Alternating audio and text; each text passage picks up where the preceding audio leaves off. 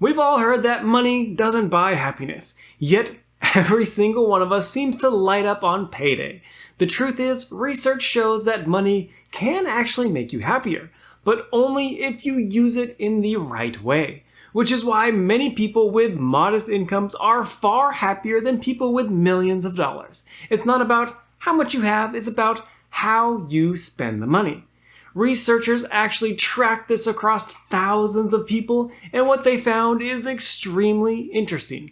There's an actual income level where your happiness peaks. So today, I am breaking down the science and how you can optimize your happiness no matter what you're earning. Back in 2010, Nobel-winning psychologist Daniel Kahneman and economist Angus Deaton ran one of the most talked about happiness studies that has ever been conducted. They tracked over 450,000 Americans and found something that made headlines everywhere. Your day-to-day happiness climbs steadily as your income rises, only up to about $75,000 a year, and if you adjust this for inflation, that's about $100,000 to $110,000 in today's dollars, and past that, according to their data, money bought you basically nothing extra in terms of daily mood. That number stuck for over a decade. Then in 2021, a researcher at Penn named Matthew Killingsworth decided to test it again, using something smarter. Instead of asking people to remember how their whole day went, he pinged people on their phones in real time and asked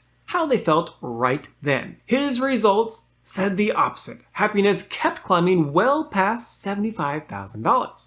There was no real plateau anywhere in sight. So now you've got two respected researchers with two contradicting answers. Which one is right? Well, in 2023, Kahneman and Killingsworth did something extremely rare. They teamed up along with a third researcher, Barbara Millers, and they pooled both datasets and dug in together. And here's what they found once they looked closer. Below that $75,000 mark, extra income reliably makes people happier, and it's pretty significant. Someone going from $25,000 to $50,000 a year, they feel the difference every day. They worry less about rent and random expenses. Above that $75,000 threshold, the story splits into two different scenarios. For roughly 80% of the people, happiness does actually keep rising with income, even past six figures. It rises slower than it does before, but it still keeps on rising. But for that other 20% of people, these are people dealing with real hardships, depression, anxiety, grief, or a genuinely rough chapter in their life. And for these people, money stops moving the needle around $100,000, and it just plateaus. And you might be wondering why. I certainly am. Because while money can remove financial stress, like paying bills, it can't heal emotional pain. If your problem is a broken heart or clinical depression, a raise doesn't actually do anything to provide any help for that specific situation. And here's something else worth knowing before we move on. Even for that 80%, a raise doesn't feel amazing forever. The excitement fades within a few months and you adjust to your new lifestyle extremely fast. Psychologists call this the hedonic adaptation, or better known as lifestyle creep. But there's one more wrinkle to this whole money happiness equation, and I think it's the most interesting part. Across dozens of studies over the past 25 years, one pattern has shown up time and time again. How you spend your money matters more than how much you earn or have. The people who get the most happiness per dollar consistently spend on certain things. Experience, learning, and relationships, not stuff and things, not keeping up with the Joneses. We will dive into each one of these a little deeper, but before that, I want to mention there is one more factor that plays a role in all of this. Research shows that places with high wealth inequalities, that the link between money and happiness gets even stronger. We don't judge our income in a vacuum. We judge it against the person living next to us or the people around us. That's why someone making $60,000 in a modest, close-knit neighborhood can end up genuinely happier than someone making $150,000 in an expensive city where everyone around them seems to be driving a fancy car or living somewhere nicer than you. The same income doesn't mean the same happiness. The people around you who you compare yourself with also plays a very big role in this whole money equation. Alright, so how do we spend our money to bring us the most happiness according to what the research says?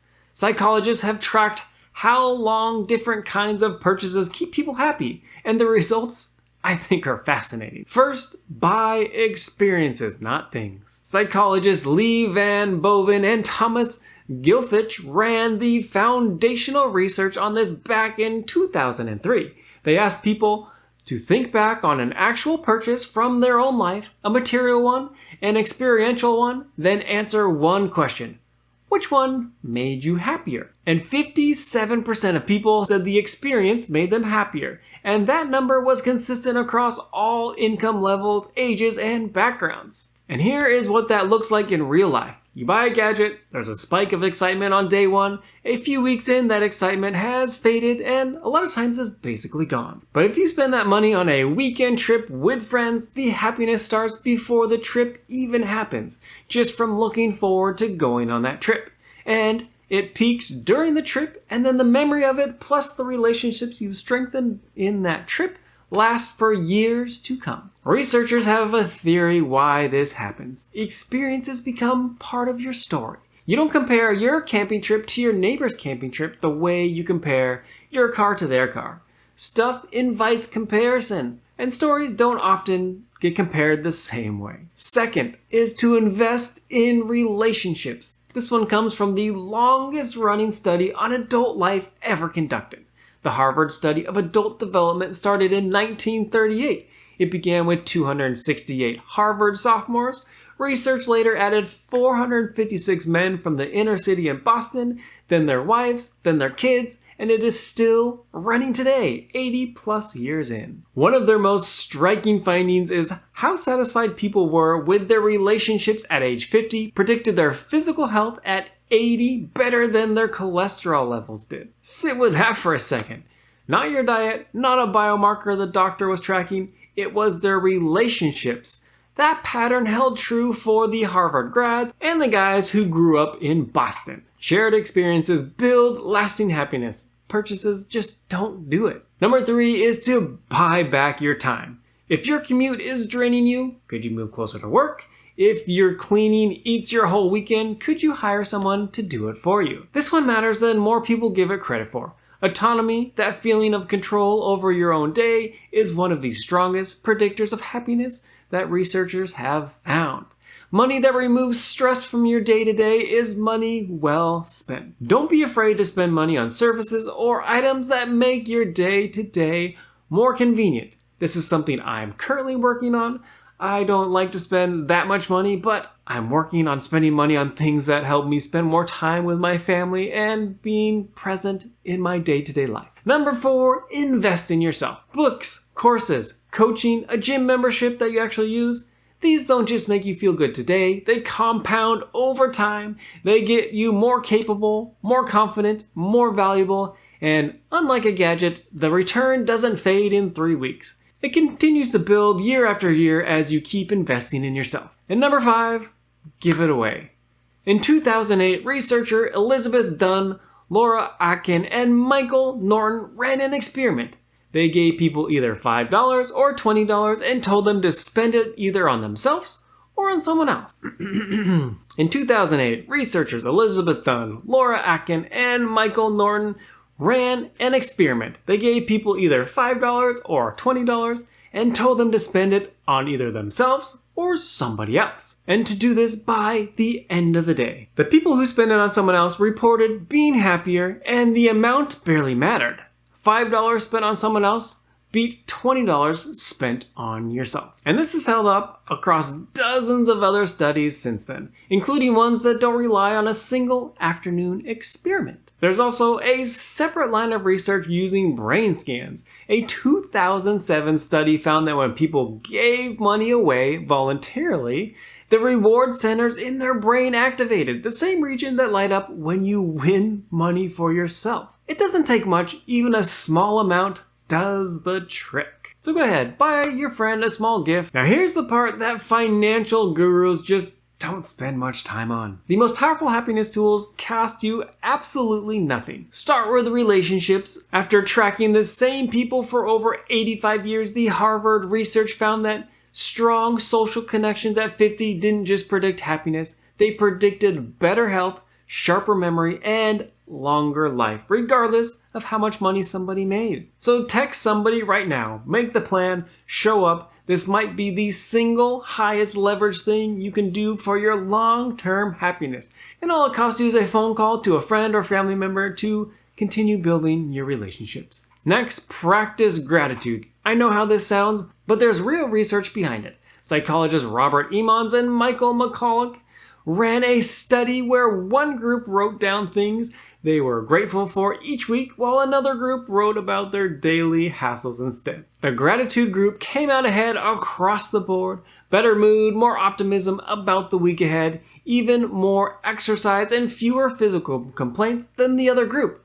And it cost them 5 minutes with a notebook. 3 things before bed, try it for a week, and just see what happens. Next, build meaning, not just pleasure.